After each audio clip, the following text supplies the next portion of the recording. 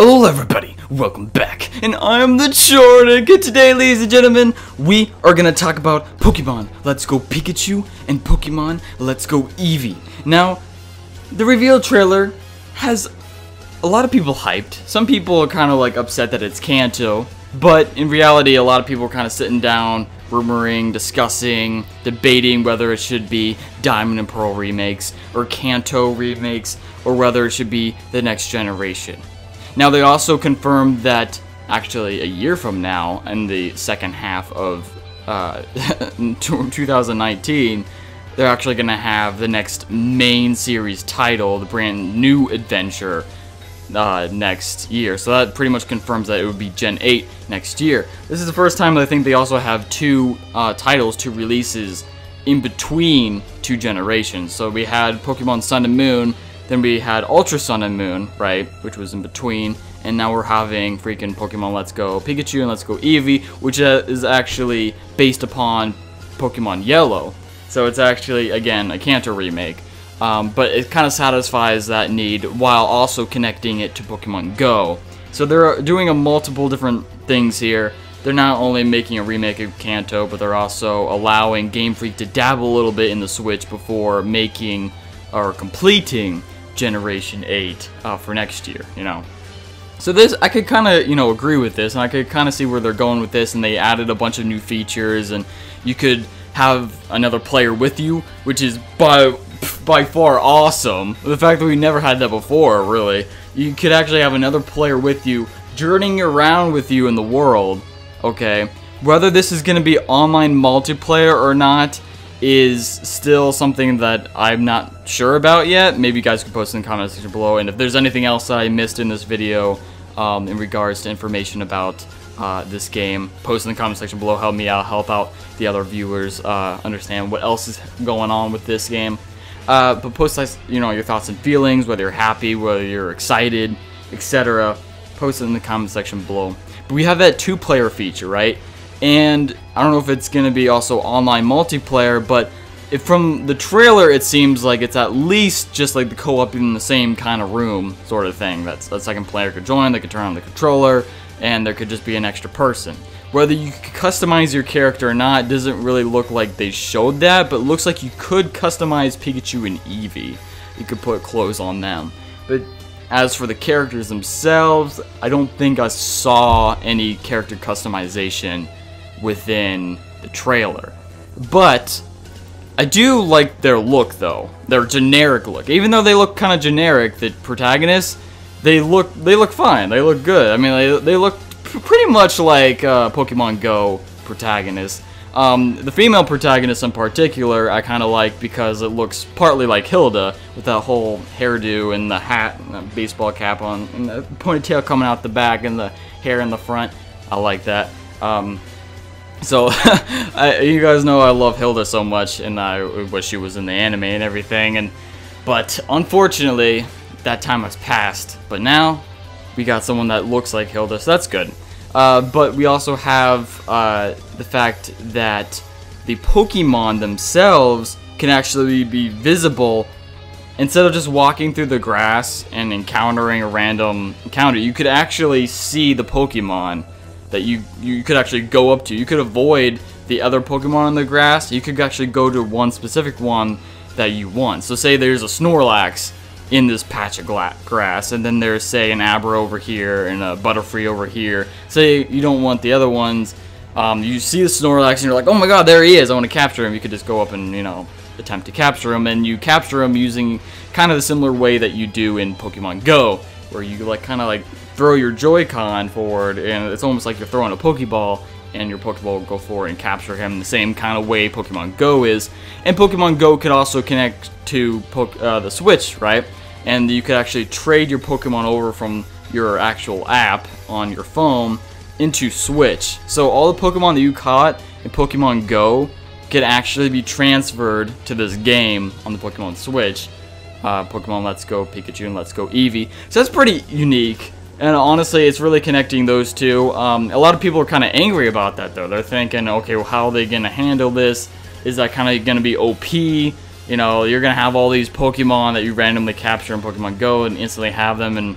But honestly, I think this is more of like a casual thing. I don't think you have to worry about this in the competitive light. Honestly, it's just you're trading Pokemon over, and I think it's just kind of a single, kind of a single player co-op kind of game. It's not really a multiplayer game, although maybe you can invite somebody over to play the co-op with you, but I don't think there's going to be any online play in this game, as there's only going to be 150 Pokemon in this game, as far as we know. That's going to be, it's basically just the Kanto region, and you can only transfer over the original Kanto Pokemon into this game, so it's kind of confirming that there's only going to be 150 Pokemon in it, so which is also kind of making this game not as hypeful. Plus, you can't evolve Pikachu and you can't evolve Eevee, just like you couldn't evolve Pikachu in the original games, which I love Pokemon Yellow, but the fact that you couldn't evolve Pikachu really pissed me off. Like, I was trying to evolve him and he was like, no, TheChornick, no. And I'm like, ugh, come on Pikachu, just evolve. But doggone, that hits. I mean, this game looks hype. It looks like there's a lot going on. I mean, I can see what they're doing. They're kind of merging, and the graphics look good too. I mean, like, they're making it look crisp. The freaking kids, okay, the protagonists actually look like 10-year-olds this time around. I just want to point that out. But their heads kind of look disproportionate. Their heads are a little bit bigger, and their bodies are really like small compared to their heads. It's kind of disproportionate. But overall, I think that since this is not really a mainstream game, like they're acting like this is something to just go with Pokemon Go, but this is also a huge like adventure in Kanto region, so this satisfies the Kanto remakes in a way. I think it overall is a good thing too. I think you should be like hyped for it. I think it's I mean, honestly, I'd rather have this over Ultra Sun and Ultra Moon, because of the fact that Ultra Sun and Ultra Moon was basically just Sun and Moon but with DLC. I mean, you could tell me what you want, but that's my opinion. I mean, I played Sun and Moon, and I played Ultra Sun and Ultra Moon, but Ultra Sun, Ultra Moon doesn't, it's not enough to make me feel like it was worth paying a whole nother $40 for, because it's basically the same thing, just a couple things added onto it. Sure, a lot of little things, but that's a lot of little things. It's not like big content, it's just like, okay, there's some extra stuff that they shoved in there.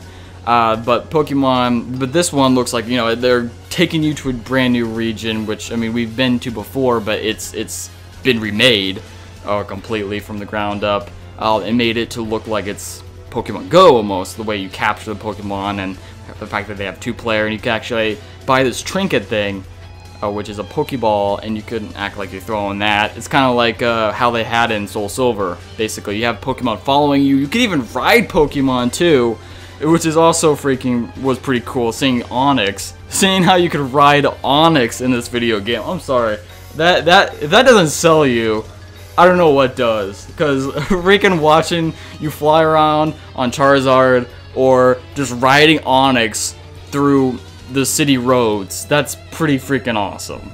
Like, and co-op, I've always wanted that too, where maybe you could, it makes more of like an RPG aspect, so that's really nice as well.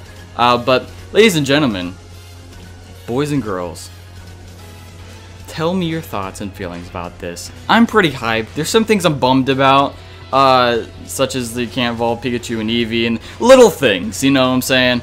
That will stack up and probably make this not as a hype reveal as, I might like it to be.